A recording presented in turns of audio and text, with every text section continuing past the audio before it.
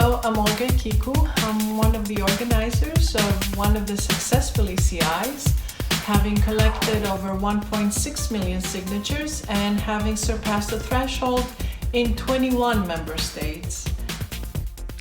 From our experience, we've had two lessons regarding signature collection. One is that you have to develop a network that you can depend on, a network of people and organizations that support your cause. The second one is that you have to pay a lot of attention to your online campaigning. One of the first things we decided to do is to develop this network. We managed to finally get about 170 federations and organizations across Europe to join us, and they committed to spreading the word themselves. This was a big success story, but it also involved a lot of planning and a lot of work from our side too. Something that is very important nowadays is the fact that most signatures are collected online and not on paper. So this is something that has changed over the years. In the past, campaigning had a very public face and was very much out in the squares, in the streets, talking to people directly. Now this has changed. Therefore, we had to change too. Social media has become a very important tool in spreading the message, first of all, and second, collecting signatures. An important lesson for us was volunteer participation. We depend on volunteers. We need to have volunteers across Europe. The ECI is not just a national tool, it's an EU tool. So we need to have presence in many countries.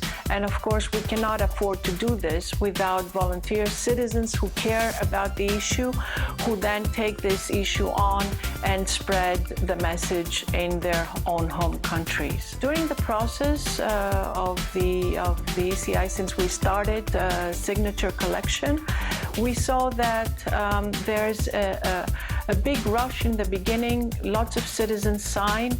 However, later on in the next, maybe after a month or 2 months or 3 months, numbers tend to fall down. So you need to be prepared to face this. You need to come up with other tools and other ways to bring the signatures back up again. I would like to point out that being involved in an ECI, starting an ECI as an organizer, is a cumbersome process. It involves a lot of time and many people working together. Therefore, I wouldn't want to create any false hopes that this is an easy to do thing. It is not. It is quite difficult. It takes a lot of time and it takes a lot of planning. And it takes a lot of people. Even if the idea is good, still just the idea by itself will not work if others are not quite engaged and committed to carrying this out. The forum comes at a very good time because we've had the experience with a number of ECIs already and quite a few of them were successful. So there are many people around that you can depend on to discuss your ECI, to learn about from their experiences, and to also see and plan your own work in the future.